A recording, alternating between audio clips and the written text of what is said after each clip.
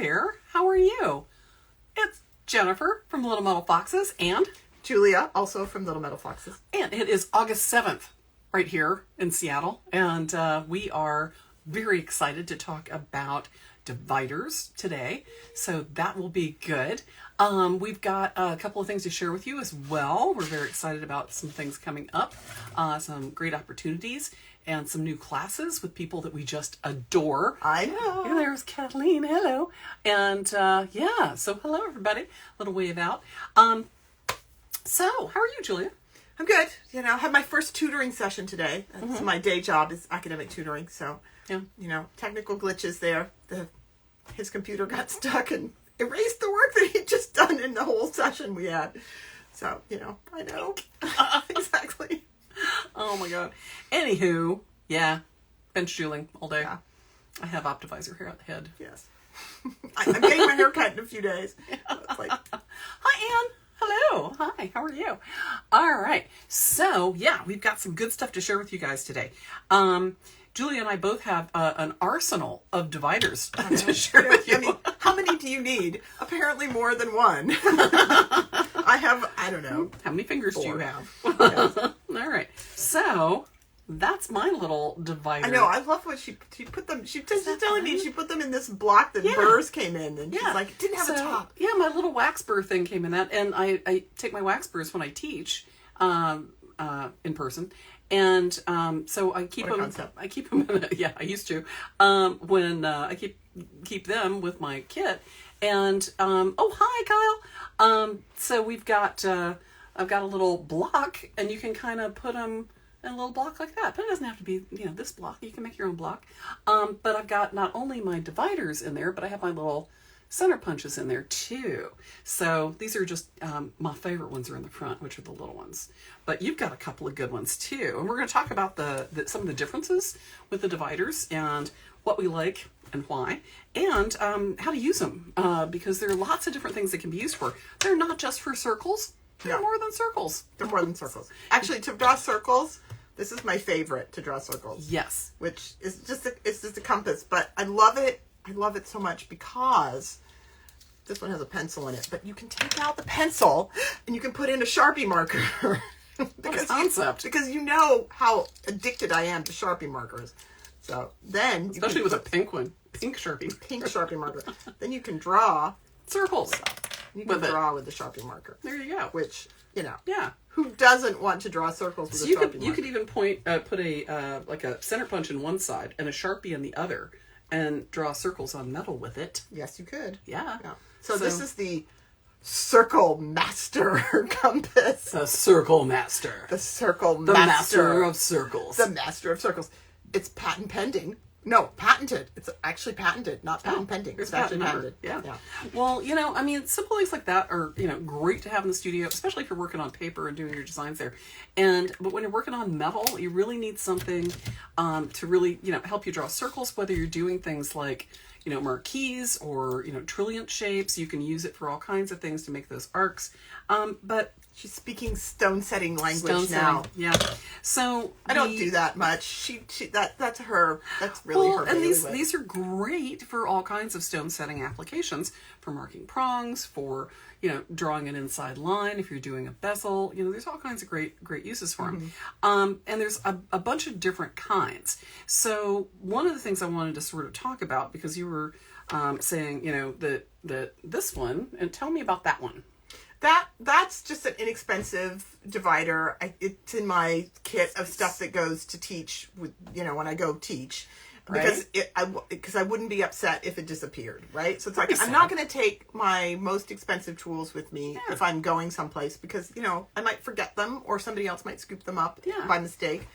But this one's it for an economy one. Right. This is an economy divider. Yeah, it's really nice. I mean, it's got nice sharp points that are relatively square on the top.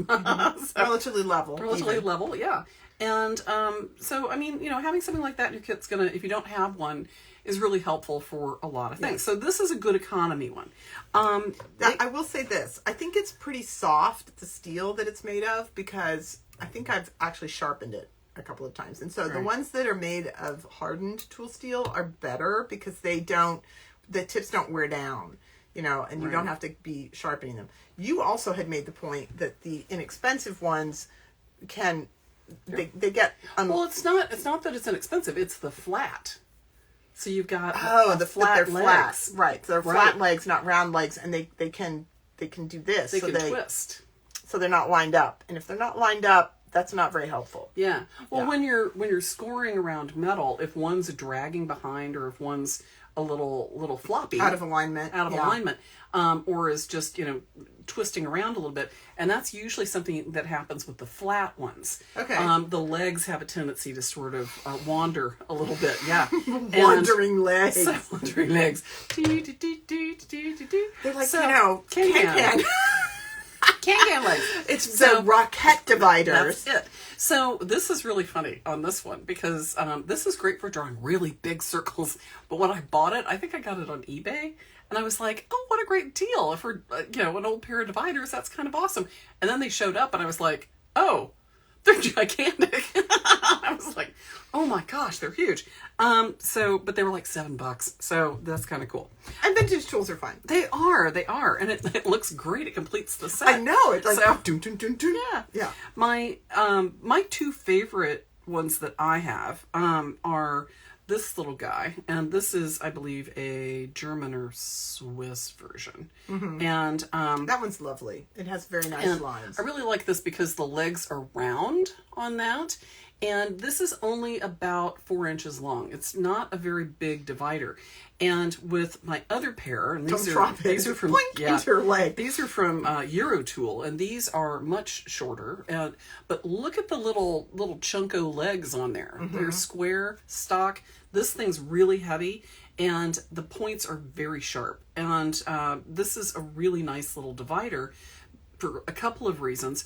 One, it fits in my hand really well. So for doing, you know, scribing and working with it, if I'm doing little circles, if you're scribing on prongs, you want lots of really good control, and you want to be able to really choke up on your divider. Right. Yeah. And if you can get nice and tight with it, that makes a big difference. Mm-hmm. If it's, you know, if you're trying to score something, you know, that's delicate with something that big, you're going to have some problems with it. But it will be it will be doable, but more of a challenge. Right. And so you've got, you know, a couple of different legs on dividers like these, where you have the flat legs, which are going to twist a little bit. Rocket legs. Mm-hmm. And then you've got the nice sexy round legs. Round legs. Yep. Mm-hmm. And then you've got these big square legs. And, you know, all of these can be great for different reasons. If you're looking at, you know, Eurotool or Starrett's dividers are very expensive, and they're very good. So you've got a couple of options. So the thing that I was going to say, though, is that these are good for things more than circles. So a lot of people are kind of like, oh, what would you do with them besides draw circles? I'm like, well, I do a lot of things. Let her tell you. Especially measuring things like bezels. Mm-hmm. So one of the things that I'm doing a lot is measuring like the height of my stone with my dividers. Mm-hmm. So if I've got a little tab that I'm setting in my slide gauge, I'll usually set the height so I know how tall the bezel needs to be, and then I can use that height to transfer it to my dividers. Then I will run it down my bezel. So with one leg off of the metal, I'll slide it all the way down, and that'll give me a nice parallel line that I can trim.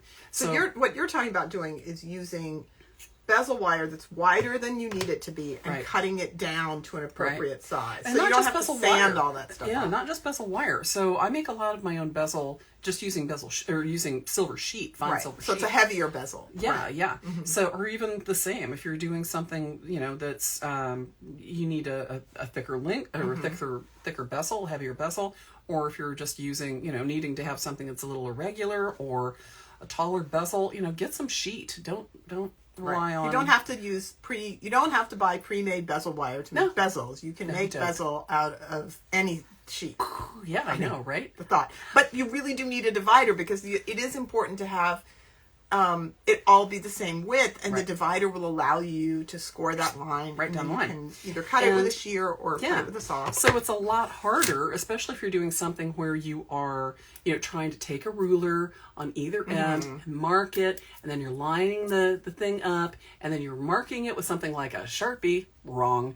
Even and I love the ultra fine point Sharpies. Love them. Have a major love affair with them. But even an ultra fine point Sharpie has a tip that's too coarse for you to be able to get a really even line. Yeah. Really, and it's about 1 millimeter wide. Right. You really want to scribe a line. You can use the Sharpie to paint.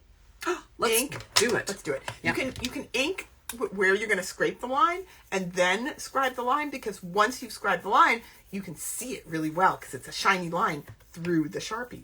So. I feel like Adam Savage right now, which is really awesome. It's like, let me show you. Let me show you. And one of the things, if you ever watch Adam Savage on his Tested YouTube channel, which is amazing. He does great tool tips as well. Plus he's hilarious. He is hilarious, and he is extremely knowledgeable. He's one of the guys from Mythbusters. So if you ever have a chance to tune into his YouTube channel, please do. But one of the things I love is whenever he's working on a project, you'll see the tongue come out, and he's like... And it's really funny if he's doing something that's like time lapse, and his tongue's like nice all the time. So yeah, shout out to Adam Savage. We're fans. We love you. We are. So fangirls. It's true. We could do the Rockette thing. That's right. With our dividers. With our dividers. Yeah. So what you would do with this is take your dividers, hang the leg on the parallel side, and mark it all the way down. And this will give you a really nice true parallel line, and you can see that flash through the Sharpie mark. So it just gives you a really good flash of it's a lot easier to metal. See the scribed line through the Sharpie. Through the Sharpie. Yeah. And so if you're trying to get something that's like a really accurate cut, you can do that. The other thing... then, you can cut to the outside of that line, and then you can file back down to the line score. And get it perfect. And the other thing, speaking of Adam Savage, that is another great material if you don't have a Sharpie on hand, is the blue fluid. This stuff. What's it called? It's like engineering fluid. It is. Yes, exactly. Layout fluid. And so layout fluid is another really good way to coat the surface. And then when you mark it with something like a scribe or, any of your marks, it allows it to be extremely accurate. And when you're working with things that are boxes or edges and the measurements count, something like the blue layout fluid makes a huge difference. To Nancy Bonema, who's sent me this. This was a gift. Thank you, Nancy. Yeah. So stuff like that, or something like a marker, can help you be able to see on a reflective surface that color difference. Not just it makes the contrast a lot higher, so you can see what you're doing a lot better. Right. But, and actually having layout fluid, which is kind of matte, or having the Sharpie marker, which is dark in contrast to the bright metal, is actually easier on your eyes, because then the metal itself isn't like flashing you in the eyes as you're trying to work. So it's another way to give you a really great finish and edge. The there is something that is important about the points. What's the point? The point is on the tips. This is a really good one, and you were saying that fabulous metalsmith Kirk Lang loves this one. Who's a brilliant metalsmith, loves brilliant stone setter. Absolutely. Loves metalsmith and metalsmith. Yeah. So he loves this one, and one of the reasons is because the tips on these are extremely sharp. They are great for marking prongs for where you need to, set your stone. So if you're going to have to create a notch in a prong, or if you're trying to take a bezel down to the right height, something that's extremely sharp like this is really great, because you can make a nice deep score that you can catch your burrs in. These also have removable tips and cat hair on them, because there are no cats here. What do I say? So the tips, these little screws can be removed, and then these tips can come out, so you can replace them. Unlike these, where if they get dull or misshapen, dropped, bent, whatever, you have to grind. You have to file them down to get them to match. So this is you have nice. to get them even. And you have to get them even. You really, really have to get them even. If you've ever tried to tweeze out a chin hair with tweezers that are not lined up, stop looking at me like that. Where this is going. They need to line up. Yes, right? Exactly. The ends need to line up. Tweezers that don't line up, can't get the damn hair. It's true. I'm just saying, you know. I know the feeling. This happens. Anyway, so these are lovely because you can adjust the length too, so it's like you can get them exactly level. Well, especially if you need to get a little bit deeper, having something that's really intricate and fine like that makes a big difference. And you know, if you're working with something like that, which are great and stout and sharp, they may be too big to get into delicate areas. That's one of the reasons that's my favorite pair. But delicate little legs. With its delicate little Rockettes legs. Delicate little legs. It's Betty Davis legs. Betty Davis legs. But these guys have, you know, a nice sharp point. So for bigger stuff, for doing, you know, something where you don't need something that's quite as accurate, you know, go with what you've got, you know? I mean, you know, you could put, you know, 2 scribes in something like this. Exactly. And that can work really well too. Great. So, you know, having something, for me, what I'm usually doing is using this in combination with this to transfer measurements, to line things up, to get whether I'm getting like a parallel line for a ring or if I'm marking a bezel or whatever it is. This and this combination is a great pair to have on your bench.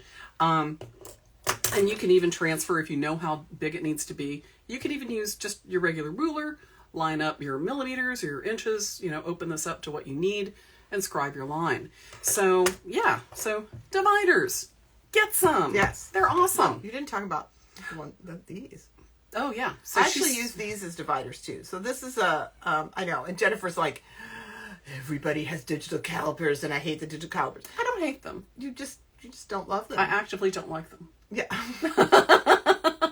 So she hasn't hate moved is such to a hate. strong Hate word. is such a strong word. We don't use that word. I don't hate things. So it's a lot of energy. It is a lot of energy. But you can use these because these are tool steel too and are very sharp and are very precise. So you can turn it on and open it to a very specific dimension and lock that dimension in here. And then you can use them exactly the same way to scribe a line. Yeah. So the same way you would put one foot or one part of the jaw along the edge and then run it down. Yeah. And scribe your line. Yeah. So because they're nice sharp tips. Yes. On there. So they have very sharp tips. I can see the line. I don't know that you guys can. We've marked it so many times. We've marked it several times. So yeah, I mean those work really well as dividers and measuring tools. Right. The reason that I am not a fan, there are a couple of reasons. One, I really like my analog pair of slide gauge. I like the analog slide gauge. But you can't lock that. That one doesn't have a stop. It does not. And I don't use these as a pair of dividers. I use them to measure things. Right. And it works great for that. So fair. Right? So she uses those in conjunction with mine was like $8. Hers was like $80. I know. So, yeah. And for what I do, this works fine. I know that a lot of times people are like, oh, I needed a pair of dividers. And they get these, a pair of calipers that are extremely accurate. And first of all, this requires a battery. And it requires a battery, and it also requires you to recognize when you need the level of precision that this offers you and when you don't. And that's the thing. And I think for a lot of people that are not as experienced and aren't doing things like it really needing like super high calibration on what they're doing, these can be a little confusing. It can get in the way. And I've seen students be like, oh, my burr is like, 3.9 and my stone is like 3.82. And I'm like, that's fine. That's fine. It's all good. Right? Like, but they're not the same. And I'm like, they don't have to be. They don't have to be. The hole that the burr makes is going to be bigger than the burr because otherwise the burr couldn't get out. Exactly. So it can be a little confusing. Yes. But, work with what you got. If you got a little, Yes, if you have a string and a rock, compass, a circle master, and a couple of scribes, you can a circle master. It's patent. Patent number 3 million. comma 3,537,181. There you go. Look at that. Yeah. Anyway, yeah. So yeah, if you got a little fancy thing to put your dividers in, she does have a fancy stand for her dividers, even if she doesn't have a digital caliper. This came free with a bunch of burrs. I do love it. Fancily repurposed. They have. So yeah, we do. So I was saying we have a couple of really exciting news. First and foremost, exciting news. I know. Helen is going to be teaching a glass fusing class. We are so excited. Hi, Karen. We are so excited because we've had a lot of people making their own cabochons and want to learn how to fuse glass, and a lot of metalsmiths and jewelers have access to a kiln or have their own little kiln for doing things like enameling. And so Helen is an amazing glass artist.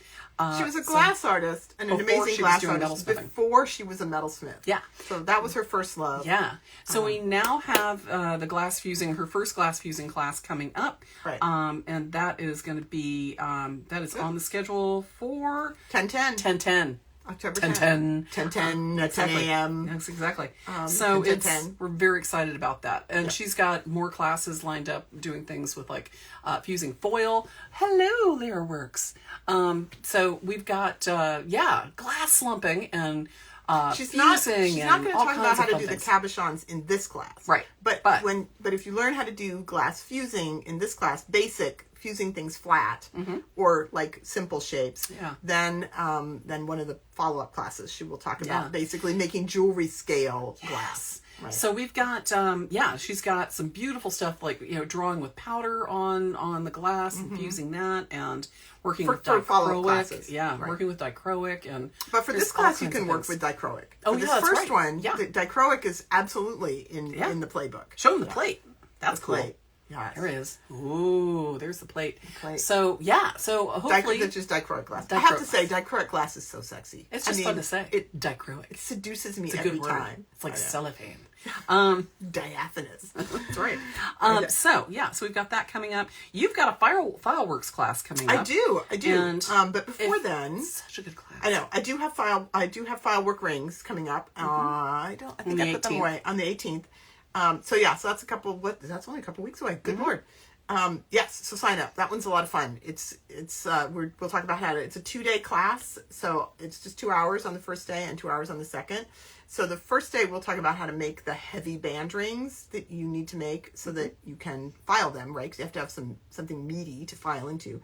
And then day 2, we'll be learning how to do all these cool patterns. Yeah. How to file cool patterns. And even if you're doing the project on a ring, but you could do it on bracelets, you could do it on like absolutely. A knife edge. There's all kinds of ways that you can create. It comes from the custom knife spine world. Right. But has been repurposed for bracelets and rings and actually bezels too. You can carve bezels as well. Like any heavy, thick piece of metal, you can, make it dimensional. So also, let's see, coming up starting Wednesday, tomorrow, we've got the production class and designing for production, and you've still got time to sign up for it if you like. It's I'm going to be focusing on helping you guys get better at doing things in your own studio and becoming more efficient and working in a way that makes you more profitable and working smarter, not harder, and working on designs that are great for production. So if you're, or even small scale. So if you're doing things... it can be a large production run or a small production run, but if you're going to make more than one of something, it always is a good idea to think about how you could do that more efficiently. Yeah. Not just to save time, because time is money, but also to save wear and tear on your body. Absolutely. So learning how to hold things so that you are not damaging your wrists. You're working ergonomically. You're working smarter. You're, doing things that allow you to be creative and work on the things that only you can do, like design. Right. And not have to worry about things like finishing, because there are ways that you can do that won't take time out of your day to make the work beautiful and be done. Right. So you can pay a tumbler to do that. You can buy a tumbler. You. And then the tumbler is your little slave and will work whenever you want it. It will. And the thing is that, I love my tumbler. Especially if you're doing things like as a business, like Lara Works and a few other people on here. You've got, if you have a business account, it's a business expense to get, some of these things that are going to help you be more productive in the studio. So I don't polish. No, I don't do any polishing. I have a vibratory tumbler. I don't. It's like I hate it. It's dirty. It's noisy. I don't do it. So I have a vibratory tumbler with porcelain polishing medium, and that's what I use. Yeah. So I've got a pin finisher, and I've got a vibratory tumbler as well. And so we're going to talk about the different mass finishing things that you can do, as well as and there are a lot. Just so designing it's like if you for have production. particular designs that you want to work with, Jennifer can help you figure out what mass finishing technique is going to work for you. Or what working technique is going to do. Right. So you do an extreme amount of polishing. Most people try to, and it's like it takes an exorbitant amount of time. And, you don't want to be sitting there like, on every single piece for hours. I was just talking, one of the gals that's taking the class is like, I'm spending like days trying to finish something perfectly. And I'm like, do you have a tumbler? And she was like, yeah. And I'm like, why? Right. So yeah. Well, and then you're using the wrong media. She said she doesn't like little pinpricks. Please sign up for the class. Let me help you and let her help you. Because so here's one of the things. Here's one of the myths about polishing. Yeah, is that people want things to be highly polished, and the reality is what people want from their jewelry is they want their jewelry to look 5 years from now or 10 years from now like it looked when they bought it. And if it had a really, really high polish on it, and it's sterling silver, it is never going to look. Yeah, they're going to wear it for a week, and that's done. And it's going to look different. And it that's will, true. And it will, because it'll get those little micro scratches that silver gets, which I actually think are quite beautiful. It's a sort of soft, finish soft to it. finish. So it's like if you choose a finish that is sustainable, right, your customers will actually be happier. Well, and there's so many finishing media that can change the way that a finish looks in a tumbler. Mm-hmm. So if you're using something like a rotary tumbler, it's going to give you a very different finish with the exact same media in a vibratory tumbler. Mm-hmm. So and depending on what kind of and a pin finisher is a completely different look. Exactly. Too. Right. And pin finishers can, they have to break in for a number of hours. Oh, so before like you the use tumbling them. medium that I use, the porcelain tumbling medium. This is one of the other things is that people don't realize that. The break-in period is multiple hours. It takes a week running the porcelain polishing medium for a week, 7 days straight, for it to get broken in properly. Right. And it has to not run just with itself. You have to have some big lumps of silver in there. Like buttons from casting or it has to have something silver to hit on. spoons. It has to have something to hit on. Yeah, so that can cause problems. Yeah, people who get brand fresh tumbling medium and put it in their tumbler and then they don't like the finish. Yeah, it's because their tumbling medium isn't broken in. Right. So. Exactly. And it's like, and then they're all sad, and they don't need to be. They just need to know what to do. Extra bonus, help you. Bonus tip today. Bonus tip. So but also, on the 13th, September 13th, we've got jewelry sketching in color. A week from today, or is that Monday? It's Monday. Week from Monday. Yeah, it starts on Monday. So AJ Power, who is teaching our drawing class, is going to be doing jewelry sketching in color. He's got a ton of people that had signed up for the first two classes that just raved about him. He is... And that's another weekly class. So the production design class and jewelry sketching in color, both of those are happening once a week. Yeah.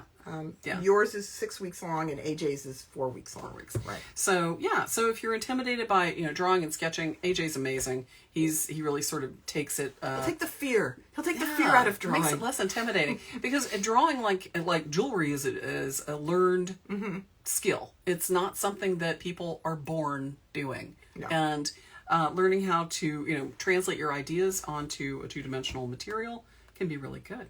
So, and then recycling scrap and alloys coming up in a month. The beginning of a month from 2 days from now. Yeah. Yes. So I keep thinking today's the 9th, but it's actually the 7th. Yeah. So October 10, recycling scraps and alloys is coming up. But stay tuned. We've got lots of stuff coming. Oh, the electro etch is also 10/10. Yes. So those of you that want to be etching, it's awesome.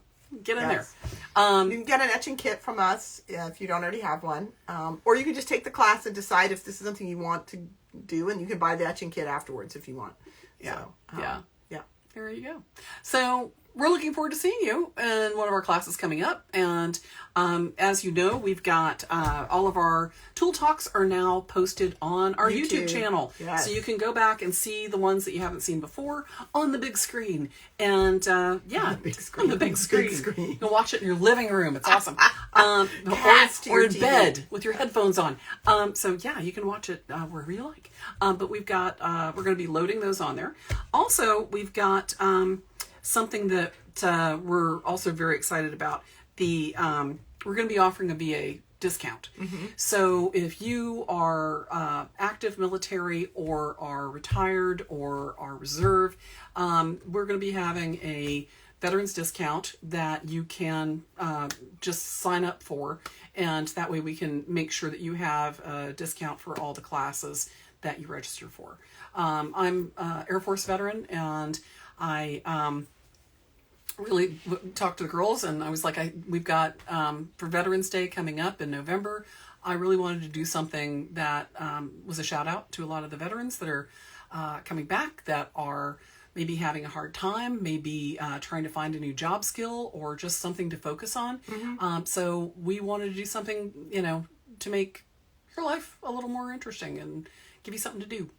So if you're interested in making some jewelry or learning about some new tools, we've got a VA discount for you guys. So that's going to be live here as soon as Helen can get it posted. So we're real excited about that. And to be clear, our original conversation was about just having a VA discount just for Memorial Day, just a one time only. For Veterans Day. Veterans Day. I'm sorry, God.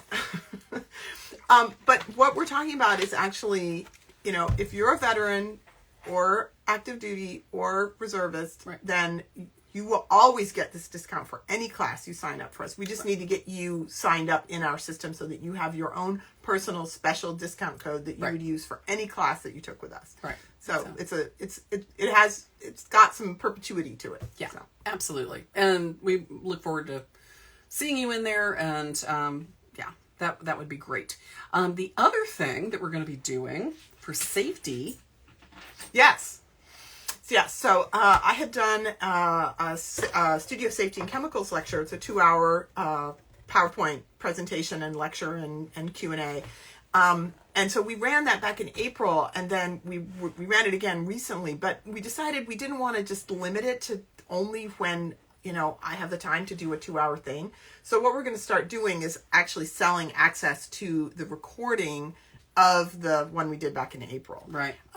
So that if you want to buy that and watch that, you can. Yeah. And you don't have to wait for me to offer it sometime in the future. And it's a couple-hour lecture on safety for the studio, for you to stay healthy, to work smarter, and to be safe, and debunking some safety myths. Exactly.